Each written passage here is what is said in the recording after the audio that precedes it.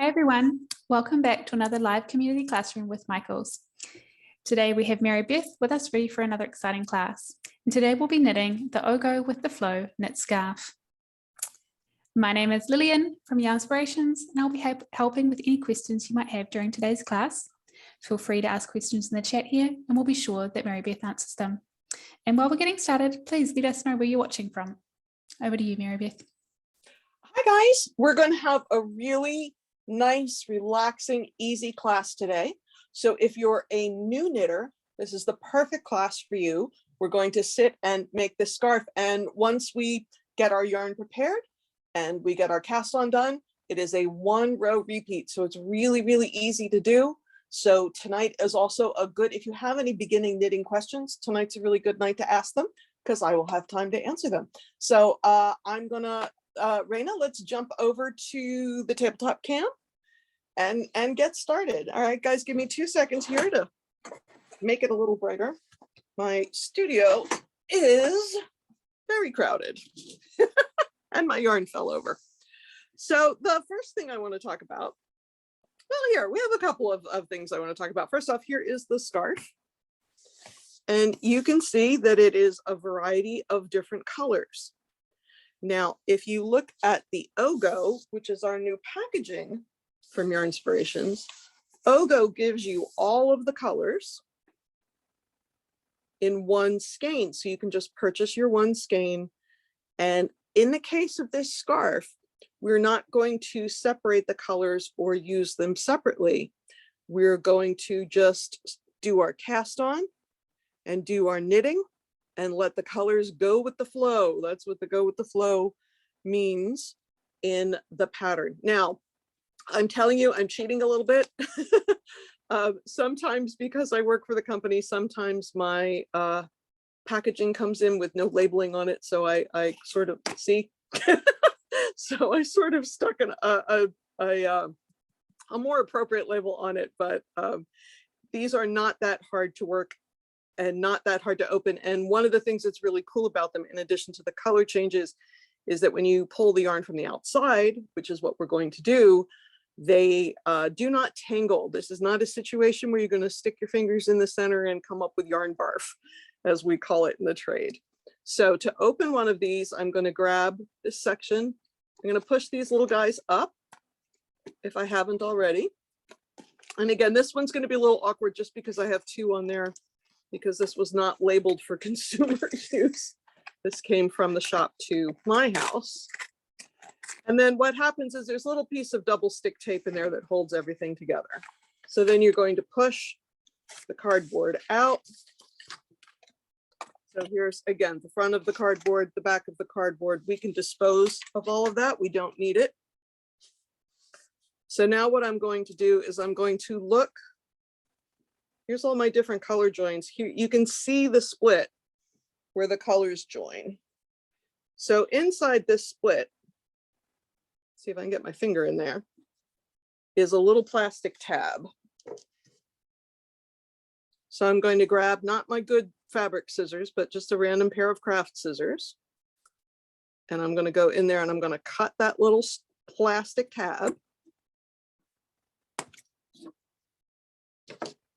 And I can do one of 2 things at this point. I can leave it in there to kind of hold everything together, which is what I'm going to do because it pulled back in a little bit on me.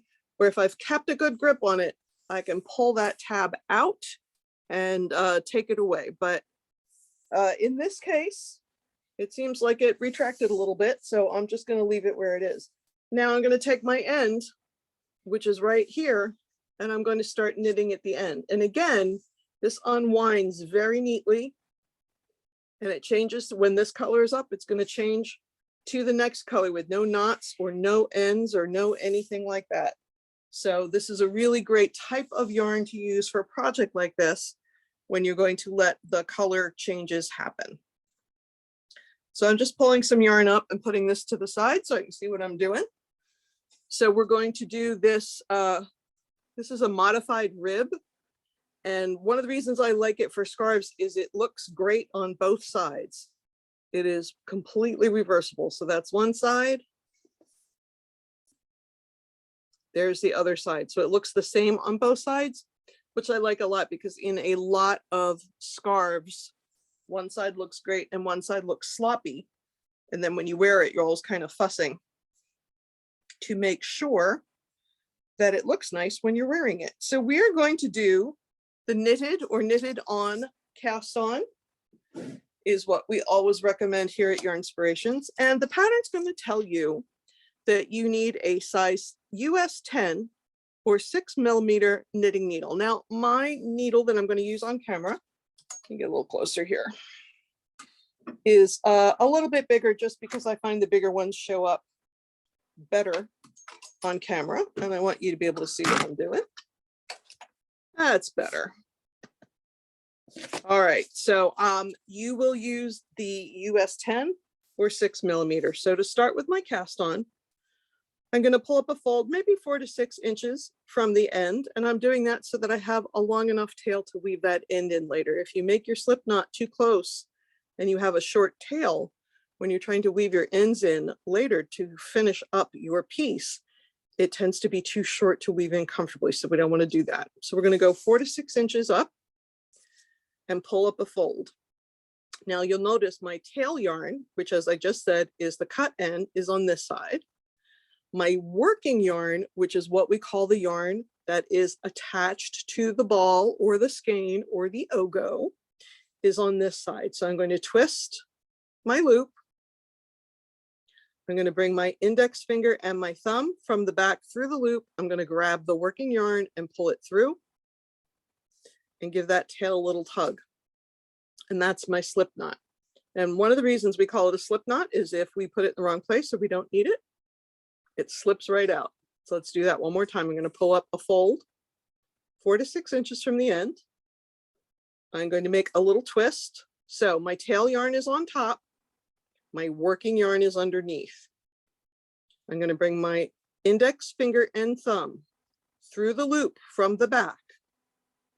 I'm going to grab the working yarn and pull it through. So I have this big sloppy loop right here. Now I'm going to put a little bit of pressure onto that tail yarn to tighten up my knot, but I don't want to pull it super tight. I want it to have a little bit of play in it. And I'm going to put that on my left hand needle. Now I'm going to grab both strands, the tail and the working yarn, and give it a little tug so that the loop is the size of my knitting needle. You want to make sure it has enough room to slide up and down. And this is one of those things, you don't want it super obnoxiously tight because tight knitting is not comfortable to work in, but you also don't want to see it super loose. So now to do the knitted or knitted on cast on, it's just like knitting a stitch. So if you've already learned how to knit a stitch, this is going to be super easy for you. And if you have not, this will be a good little practice. So for knitting, that slip knot that we put on there, that counts as a stitch. So that's our first stitch. So now I'm going to take my right hand needle tip. I'm going to insert it through the front leg or front loop of that stitch. You can see where it is. I'm going to bring my yarn under and through. So that's under around. And then I'm going to bring it through the existing loop. Now, if I was knitting a stitch at this point, I would pop the stitch off, the old stitch off the left-hand needle, but I'm not knitting, I'm casting on. So I'm not taking anything off the left-hand needle, I'm adding to it. So I'm taking this loop that is on my right hand, and I'm going to give it a little twist, and I'm going to put it on the left-hand needle. I'm going to do this a bunch more times, so if you didn't get it, don't panic. Okay. So once again, I want to make sure that tail is out of the way. You don't want to be knitting with your tail yarn. So now there are 2 stitches on my left-hand needle.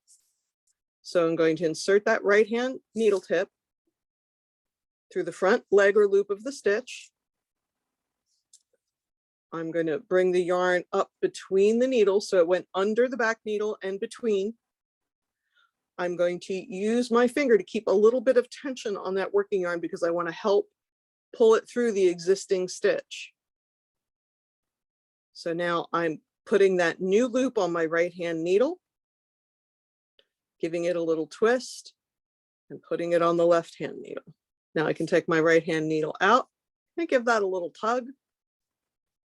Now we have 3. So you want to keep them, again, loose enough that they can have some play up on the needle, but not so loose that they're sloppy. But please avoid the temptation to work tightly because you will not be happy. It makes the actual knitting an uncomfortable experience because you're fighting all the time to get your needle where it belongs. And also it makes the resulting fabric a little stiff and it has no drape. So I'm going to go slow one more time. So I have 1, 2, 3, 4, 5. So I have 6. So I'm going to start my stitch, yarn over. So this is my working yarn and it's under that back needle and between. Keep a little bit of tension on it and use the right hand point to bring that new yarn through the loop and making a new loop on the right hand needle. And then I'm going to give it a little twist and put it on the left hand needle. Again, you'll notice as I go more quickly, this is a habit, I tend to keep my thumbnail between the stitches because again, I don't want them all next to each other like this and super aggressively tight. I want them to have a little room to breathe because if they don't, one side of my scarf is going to look super tight and I don't want that to happen. Now you will keep doing this until you have 43 stitches. I'm going to make a small swatch in the interest of us getting a row done before the time the class ends. So if you want to change the width of your scarf, you're going to want to cast on a multiple of 4 plus, let's see, is that right? Knit 2, purl 2, last 2 stitches, last 3 stitches. 1, 2, 3. Multiple of 4 plus 3. A multiple of 4 plus 3. So any number of stitches times 4 plus 3 more. So I'm going to do 23 because 4 times 5 is 20 plus 3 would give me 23. You're going to do 43. 1, 2, 3, 4, 5, 6, 7, 8, 11. So once again, putting my knitting needle in there,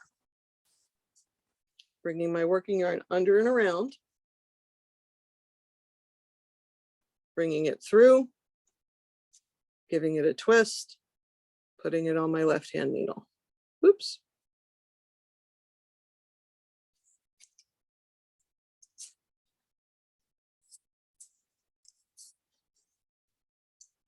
I know I'm not supposed to answer my own questions because that's Lillian's job, but I just saw somebody say that they're left-handed and I cannot usually monitor the chat, you guys. So that's why Lillian does that for me. I will say a couple of things. One is there are left-handed knitting instructions. I am not a person that can knit left-handed, so I'm no use to you on that. Generally speaking, you just reverse your hands and you should be fine. That said, my sister, who is left-handed in everything in the whole world, knits right-handed because it was easier for her to learn from me doing it the same way that I did. So there are left-handed knitters that knit left-handed, but there are also left-handed people that knit right-handed because there are more resources for right-handed knitters than there are for left-handed knitters. Let me count again. 1, 2, 3, 6, 7, 8, 9, 10, 11, 12, 13, 14, 15, 16, 17, 18, and I said I was going to do 23. So let's do 19.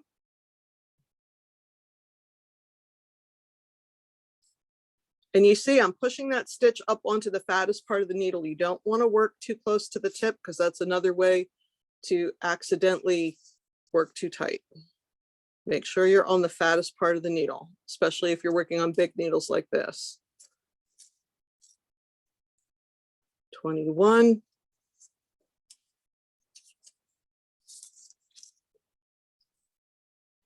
22. 23. Lillian, how are we doing out there? We seem to be going good. I will just I've dropped a link in the chat for anyone that would like to watch the slip knot that you began with being made again. And I'll also drop another link now for people if they would like to rewatch how to cast on again as well. And I'm also just lastly for any left-handers, we do have some really great left-hand tutorials on our YouTube channel. So head on over there and have a look. And I think, and Mary Beth, maybe you'll know more. I think Tamara from Moogly Blog also does some good left-hand tutorials. She does. So there are some good options out there for left-handers as well. Yes, Tamara is a lefty. So yes, Moogly Blog, Moogly, and she is also one of Lillian's and my colleagues here at Your Inspirations. So we can recommend without doubt that you can zip on over to Moogly and see if she has some left-handed tutorials for you. And she does also have a YouTube channel. So I'm going to start knitting the first row. So there is an asterisk, and an asterisk tells me that we're going to go back later and do that instruction again. But this is the first time that I'm knitting this row, so I don't need to worry about it. I just need to see that it's there. So it says knit 2. Now to knit a stitch, it's very much like our knitted or knitted on cast on. We're going to insert our right hand needle. We're going to bring our yarn under and around. We're going to pull it through. But in this case, we're going to pop the old stitch off the left hand needle. So each stitch, as we address it, either with a knit stitch or a purl stitch, is moving from the left hand needle to the right hand needle. So we're knitting now and purling now. We're not casting on. We've cast on all the stitches that we want. So it said knit 2. So that was 1. Here's 2. Now it says purl 2. So I want to bring, when we're knitting, our working yarn is in the back of the work, the side that's away from us. But when we're purling, it's on the front or our side of the work, the side towards us. So I'm going to bring that yarn to the front, but I want to make sure that I bring it between those two needles, not over a needle, because if I go over a needle, I can accidentally make a yarn over, and we don't want to do that. So now for purling, we're going to insert our needle right to left in the front of the stitch. So you can see the needle's in the front of the work as opposed to going to the back of the work like it did when we were knitting. We're going to bring that yarn from the top down and around the needle.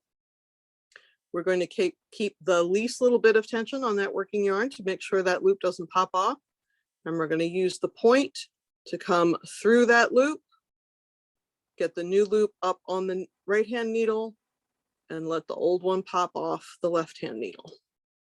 Let's purl again. So that this time the knitting is the knitting needle's in front of the work. We're going top down for the yarn over. We're going to pull it through and pop the old guy off the left hand needle. So you can see each stitch is moving from the left hand to the right hand. So now it says repeat from asterisk. So I'm going back to the asterisk, and it says knit 2 and then purl 2. So it says repeat from asterisk to last 3 stitches. So this is a pattern reading issue. All that means is until there are only 3 stitches left, I'm going to knit 2, purl 2, knit 2, purl 2, knit 2, purl 2, knit 2, purl 2, etc. until there are only 3 stitches left, because we're repeating from the asterisk. So again, I'm going to knit the next 2 stitches, so I need to get the yarn in the back. So I took it between the needles, not over. We're going to take that needle to the back of the work, bring the yarn through, and the yarn comes up from underneath. Pull it through, push the old guy off. And we're going to knit another one. Bring that yarn under and between.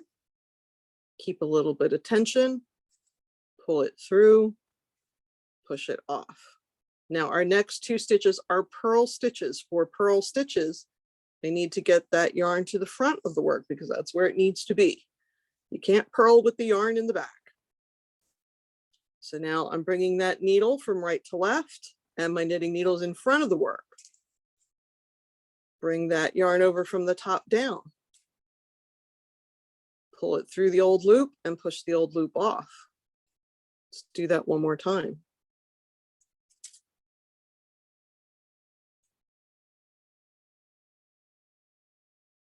So I'm going to do this all the way until the end. Bring the yarn to the back.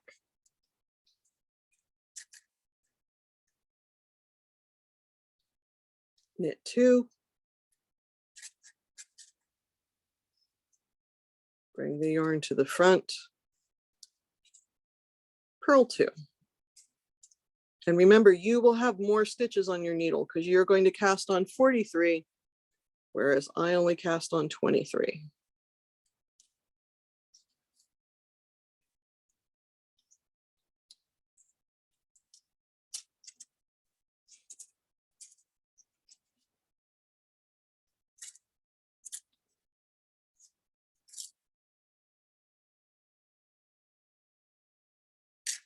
Now I'm knitting what they call English or throwing method.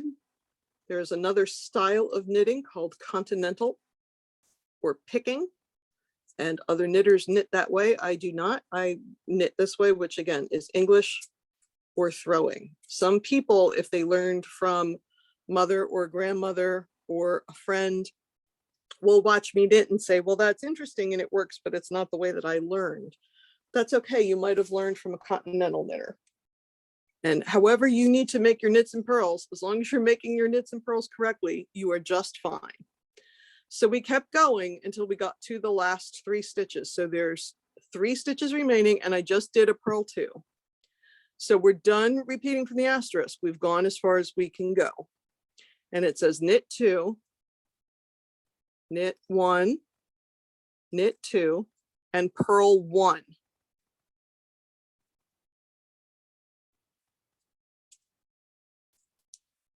And that is the end of the row.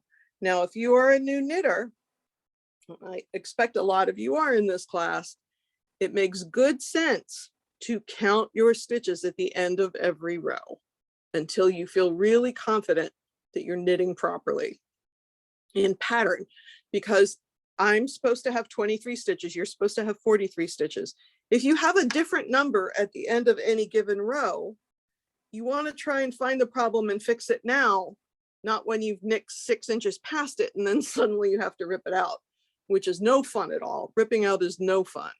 So until you feel really secure with any pattern, it's a great idea to count your stitches at the end of every row to make sure you have the proper number of stitches.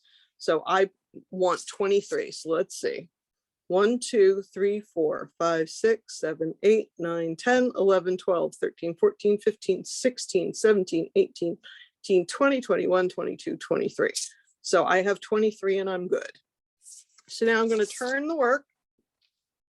And for this particular scarf, we're just repeating that one row over and over and over. It's the same row. So once again, over here, because my tail's hanging out, particularly for the first couple of rows until you have some progress rate, make sure you're working with the working yarn and not the tail, because I've done that too. And it is very irritating because of course you run out of tail yarn. So let's do this row again. It's knit 2, knit 1, knit 2, and then purl 2. Once again, making sure that yarn comes between the needles.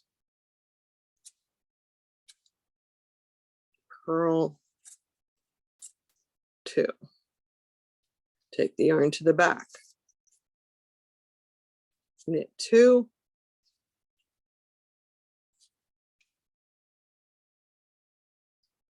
Purl 2.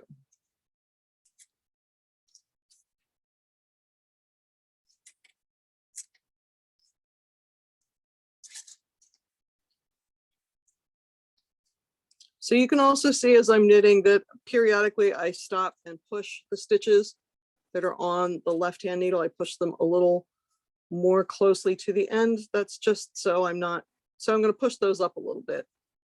It's just so I can grab them easily. You'll find yourself doing it out of habit.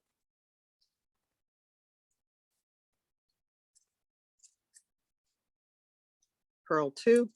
Just notice my nails match my yarn. I didn't even do that on purpose.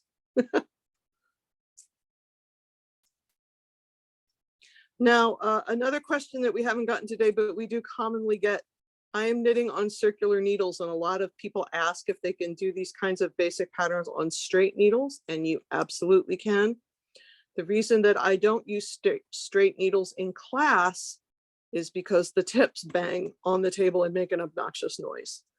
So this is one of those instances. If you prefer to work on straight needles, you can.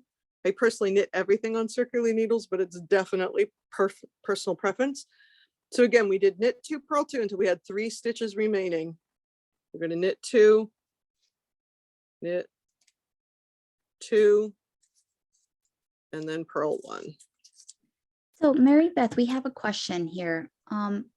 If you lose track of your knits and purls, how do you look at the stitches to figure out where you are? That's a super good question. And yes, let's talk about that. So first off, on this particular sample, it's kind of hard to see because they're loosey-goosey, and they're loosey-goosey because I, again, am using bigger needles. So let's take a look at the scarf that we have.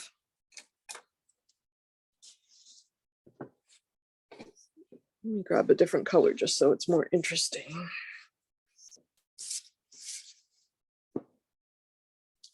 Now, so we're way down here. We've knit 2 rows and we're way down here. And so if you, we call this reading your knitting. If you're looking at your knitting and you're trying to figure out, it's going to be a little bit hard to see right away because you're not going to see.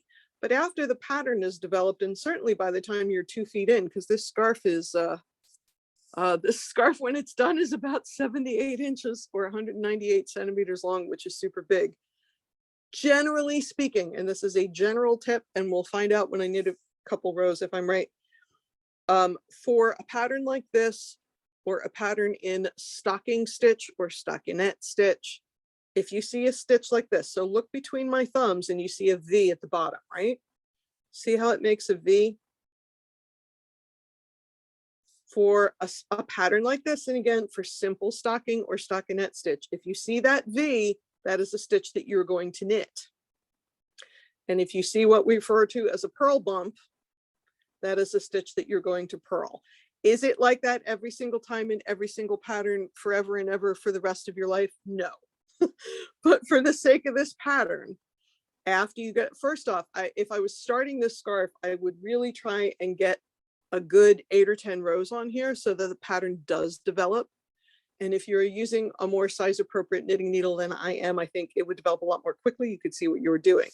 But if you look at this whole 78 inches of this scarf, you will see on both sides, those V stitches, those knit stitches line up in vertical columns. They do it on this side and they do it on this side. If you are knitting along and you don't see that vertical column developing, you have made an error and you need to go back and correct it.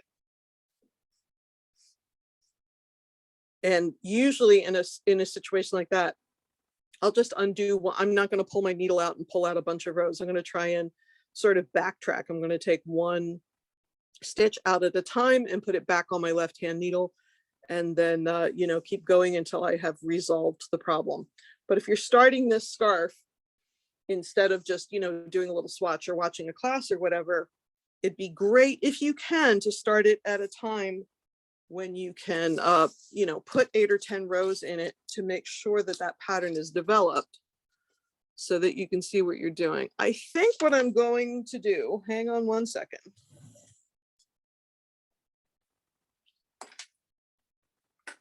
I think what I am going to do, since we have plenty of time left and I'm going to get a few more rows in, I'm going to go down to a smaller needle, tighten that stitch up a little bit. I think it's less important now. Again, I like the big needles, especially when I'm casting on, so you guys can see what's up. But I think I'm going to go to the smaller needle on this row, just so you can see what's going on. So we're going to start with the knit 2, 1, 2, and then purl 2.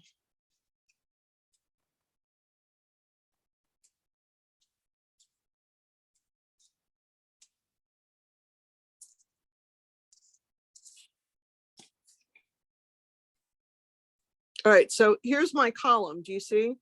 So I know that one of those is going to be a knit stitch. Now, because this is sort of a staggered rib, that little trick I just taught you about the knit side and the purl side, that doesn't work 100% of the time for this pattern. But you do want to see those vertical columns of knit stitches. And if you do not see the vertical columns, you're not doing this broken rib stitch, you're suddenly doing seed stitch or something like that. So you do want to keep an eye on that to make sure that you are knitting the pattern properly. Let's see if I can come up with another tip. Okay, so here's my column, right? I know that's got to be a knit stitch, and it looks like that column is the first of my 2 knit stitches. Let's see if that holds true. And then we're going to purl 2.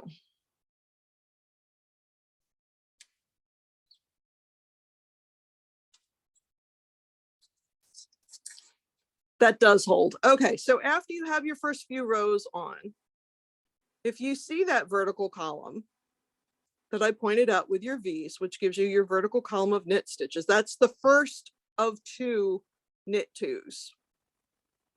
I'm going to say that again. Here we are at the end, by the way, we're going to knit 2 and purl 1 at the end of the row. The difference between this and irregular ribbing is that 1 stitch at the end. That 1 stitch at the end means we're staggering our ribbing a little bit. If I didn't have that stagger, this would be a knit 2 purl 2 rib, and it would look different. So I'm going to get rid of my bigger needles.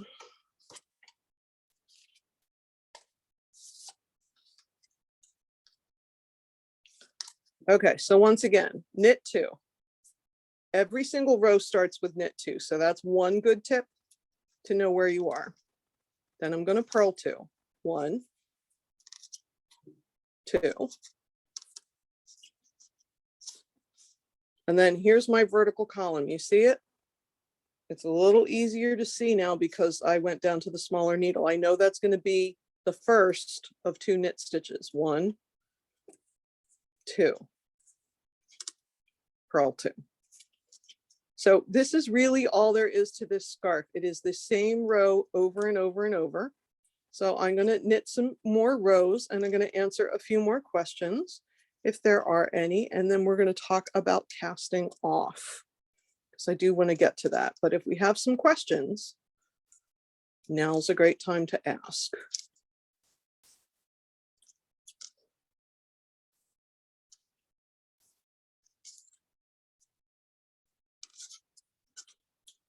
If not, it's an ASMR day. We're just going to knit for a little while.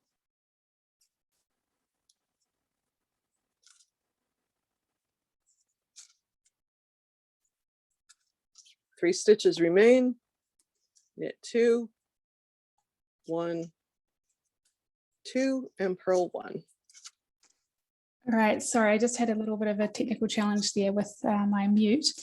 One, no new actually, questions Lillian, in the chat at the moment. Yep. Lillian, let me get one more sentence out before I get distracted and forget what I was going to say. The other thing that's helpful to do when you're knitting, especially something relatively small like this, like a scarf, if you can manage it, and you know, there's always emergencies, but if you can manage it, it's good to put your work down at the beginning end of a row.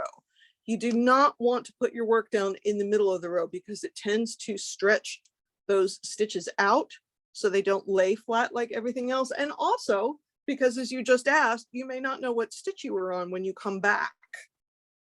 So as often as you can manage, it's a really good habit to get into, to only put your work down and walk away from it when you have completed a row, because that will help you figure out where you are when you come back. So for this pattern, for example, I always know that I'm going to start with a knit 2.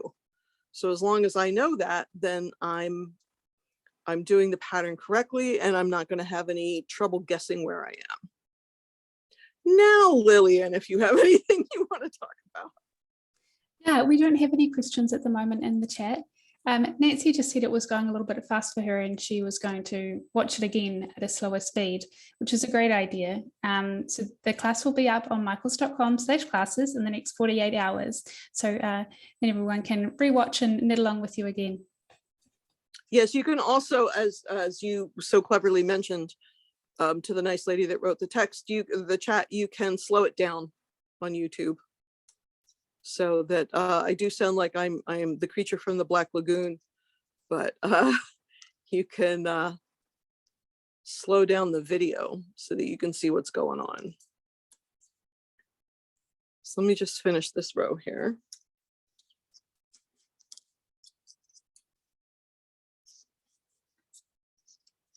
So again, we've got 3 stitches left. Knit 2, purl 1.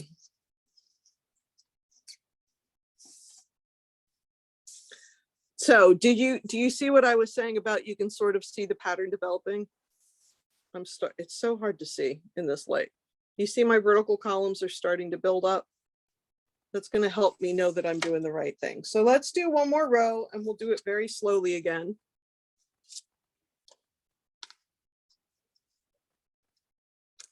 So once again, I'm making sure I'm working with my working yarn and not the tail. I'm going to knit the first 2 stitches. I'm going to bring that right hand needle front to back. I'm going to yarn over underneath that back needle and pull it through, and I'm keeping the least little bit of tension on the working yarn to make sure it comes through easily.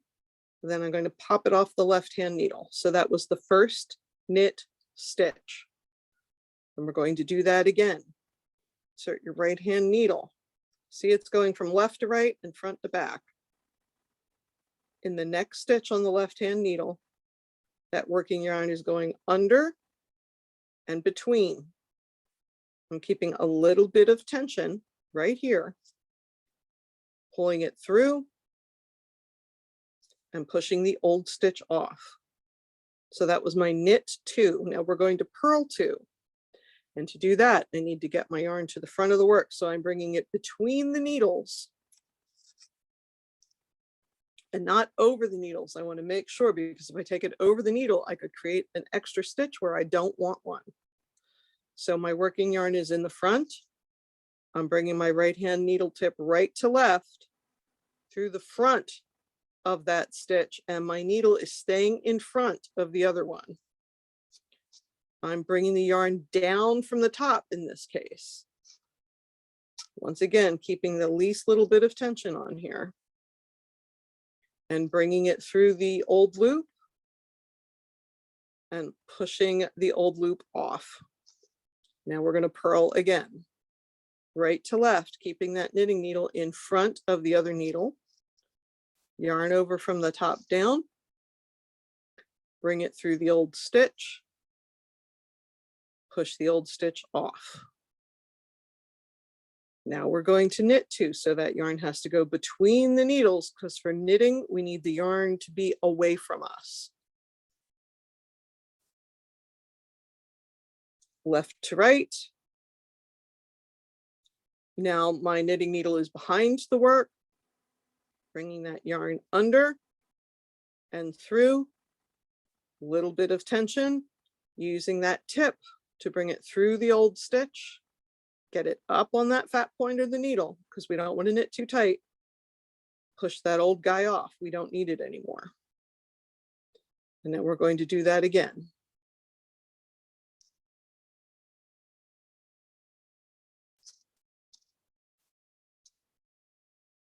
So you can see now the work's a little tighter, the stitch pattern's a little easier to see.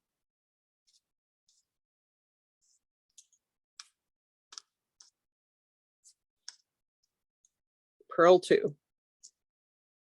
Now my needle's in front, my yarn's in front, everything's in front. And I brought that yarn over from the top down.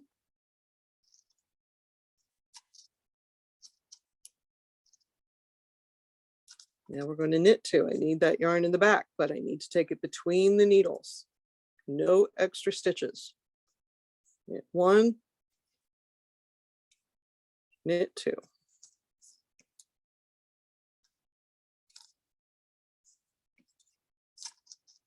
Push those stitches up as you need to. You don't want to push them so far up that they are coming off the point, but you need them where you can reach them. You'll also notice that my hands are up pretty close to the edges of the needles. I have noticed that a lot of new knitters tend to grab their needles way back here, and that makes it much harder than it needs to be. I tell my students when I'm teaching in real life, you're not Harry Potter and it's not a wand. It's okay to move your hands up towards the points.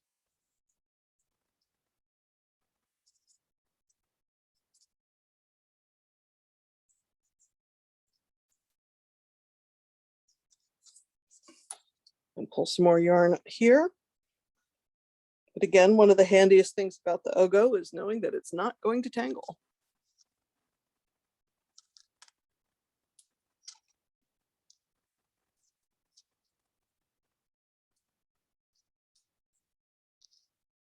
I have 3 stitches remaining. Knit 2.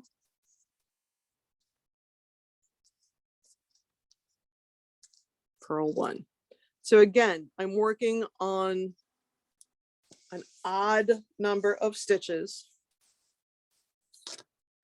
and a multiple of 4 plus 3.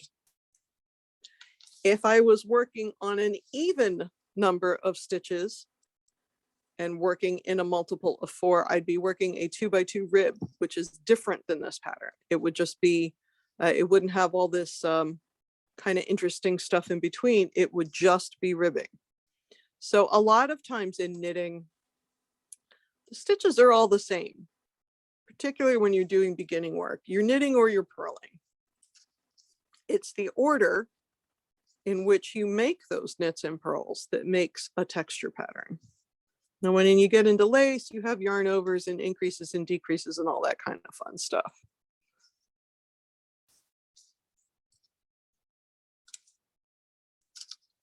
But when you're knitting a texture pattern, there could be a bunch of different patterns that, you know, the middle of them looks the same. It's the beginning that's different because it's how you set your row up that changes what the pattern's going to look like.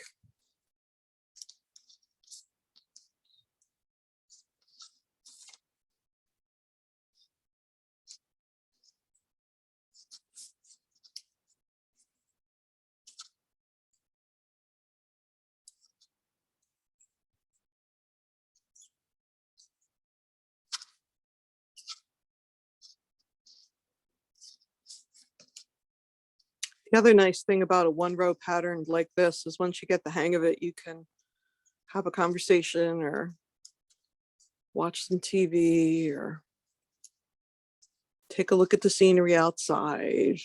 You don't have to give 1000% of your focus to your knitting. There's my last 3, which is knit 2, purl 1.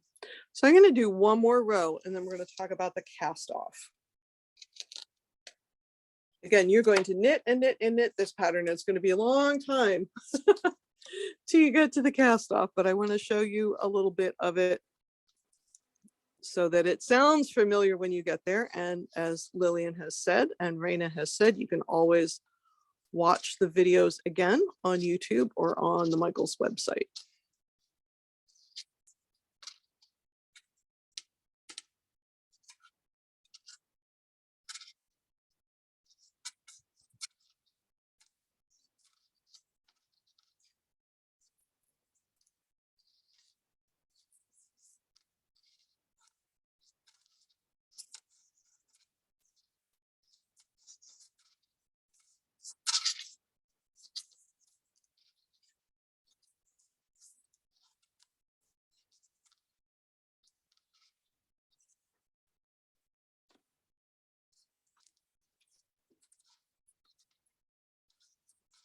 So we're just going to keep going with our knit 2, purl 2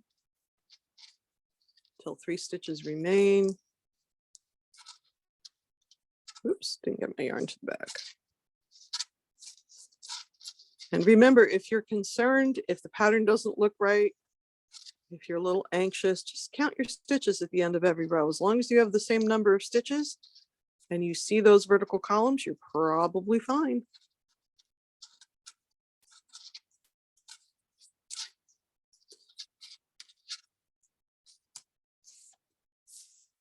So again, now that you can see that I'm on the smaller needle, you see those columns building up?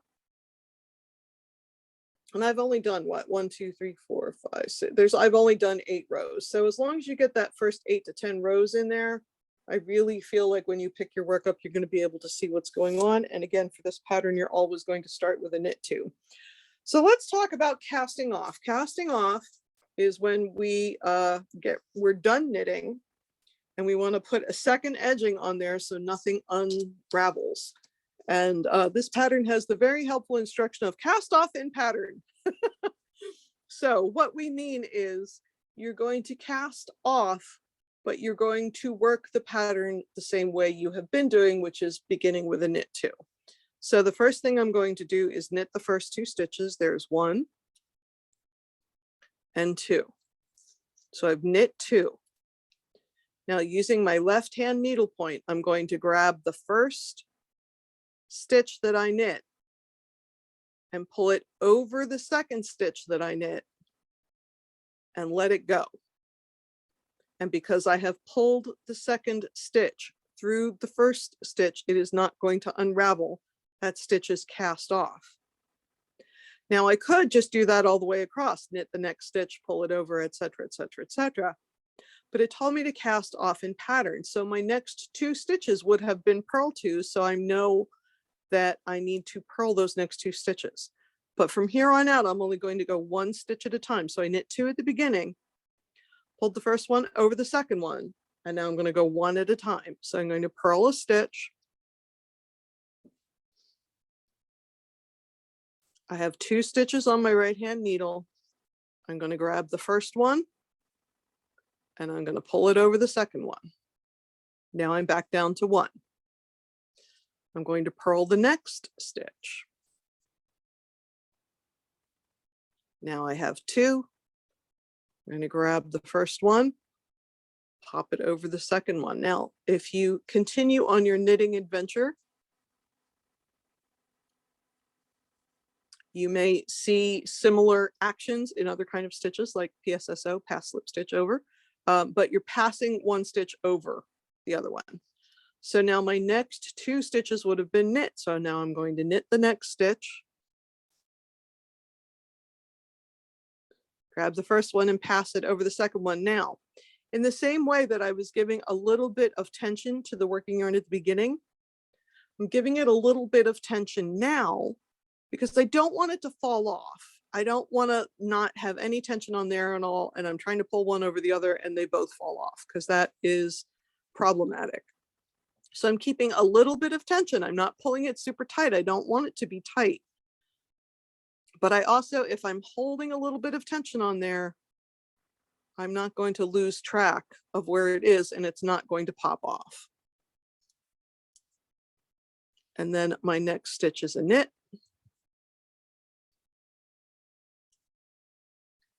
Pass this guy over.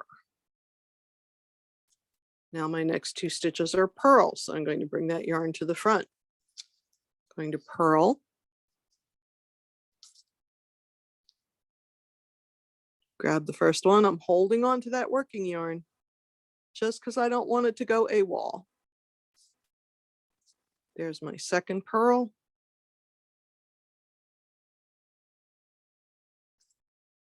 And then we're going to knit. Do we have any questions on this while I still have some live stitches, Lillian? We just have one comment in the chat saying, great instruction, thank you. Easy to see the stitches and Mary Beth speaks clearly.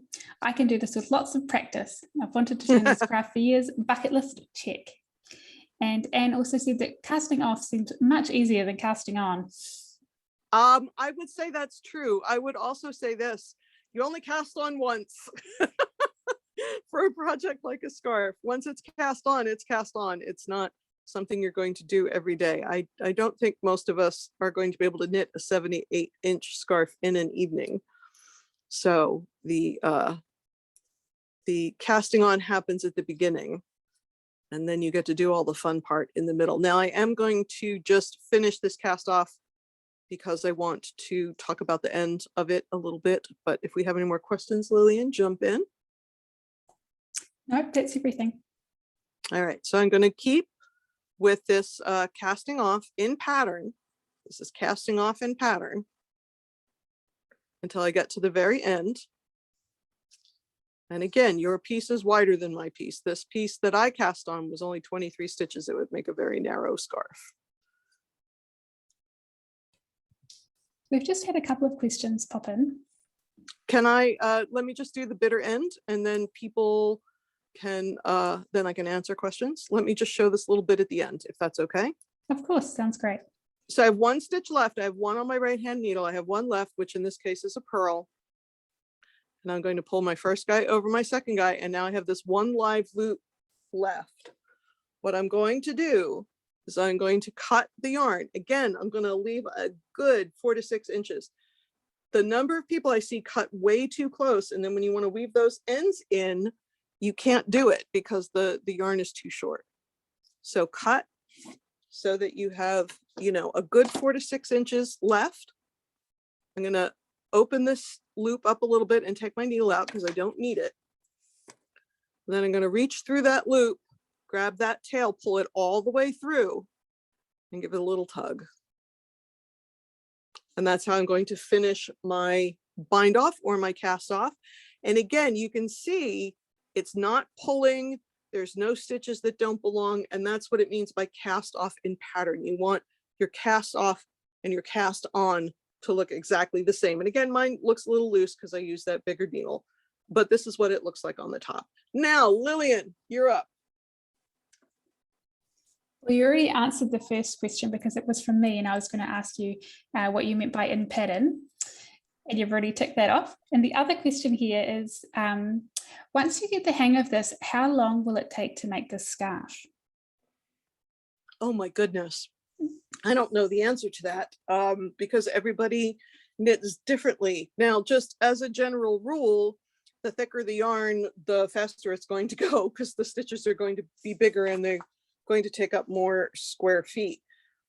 Definitely it would take me, again, not sitting down and knitting for 10 hours a day, which I do, but you don't.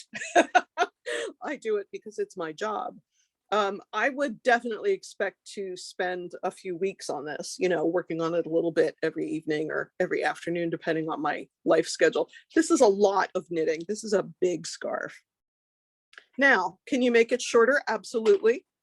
But every single color will not be the same. One of the cool things about the Ogo, so for example, let me find my example again.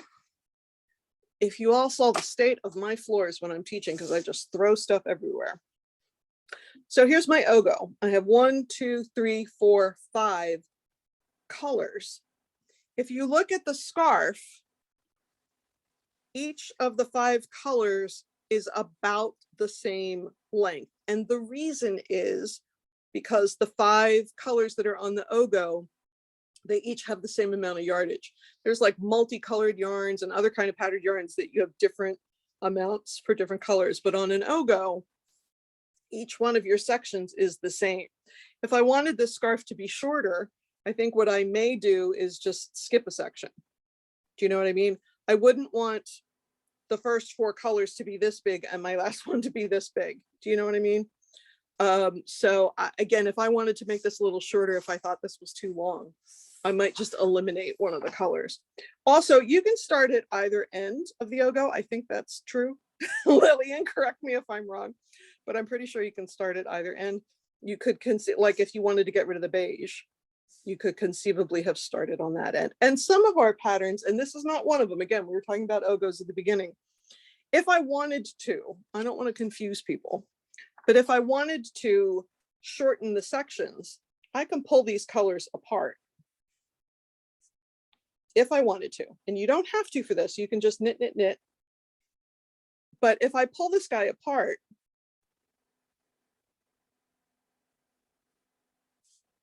there's where my colors join. You see how it's beige on this side and it's the burgundy on this side? Say instead of each of these sections being 12 or 14 inches long or however long they are, say I wanted a really short scarf and I wanted each one of the sections to only be 6 inches long. I can cut the yarn here and move on to the next color. This scarf, in this photo, you can see how big that is. And we did not do that. We just started at one end And we kept knitting till we got to the other end. But we have literally hundreds of knitting and crochet patterns on yarnspirations.com that use the ogos. This is the big donut, but they use these ogos. And sometimes when we're going with the flow, we start at one end and we just knit until we get to the other end. But sometimes we will separate these colors into separate balls of yarn and clip them and manipulate the colors the way we want them. And you could certainly do that on this pattern if you wanted to. And I hope that didn't confuse anybody. I've just added a link in the chat to learn more about Caron Big Donut Ongo, and I'm also going to pop a link in the chat now, which leads to the Caron Ongo page of our website. And if people go to the links just below the banner, they can find patterns with just what you're talking about, Mary Beth. So there's a link there for splitting up the Ongo for easy color play. We call that Break It, Make It, and there's a pattern link there. And then just Ongo, which is stitching straight through, which is what you said as well. There's another link there for lots of patterns for people to discover. But these are really easy to separate. I just love how many color options you get as well. You get one ball and it's 5 colors. So good.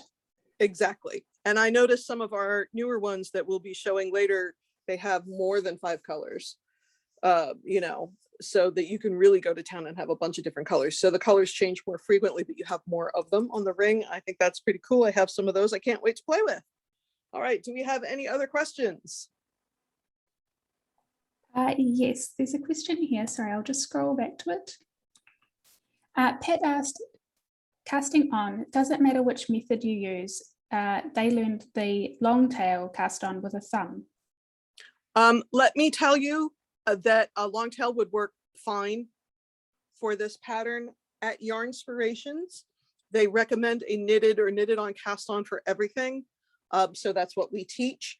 But if you know a long tail cast on, that's fine. The only objection I have to the long tail cast on for this pattern is you might see an odd purl bump at the bottom of your columns, but honestly, there are no knitting police, and I can't imagine anybody's going to get close enough to notice that you have a random purl bump at the bottom of your columns on one side.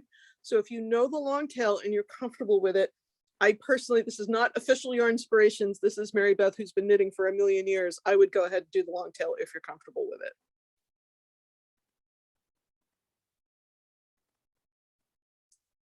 Okay, well, let's see.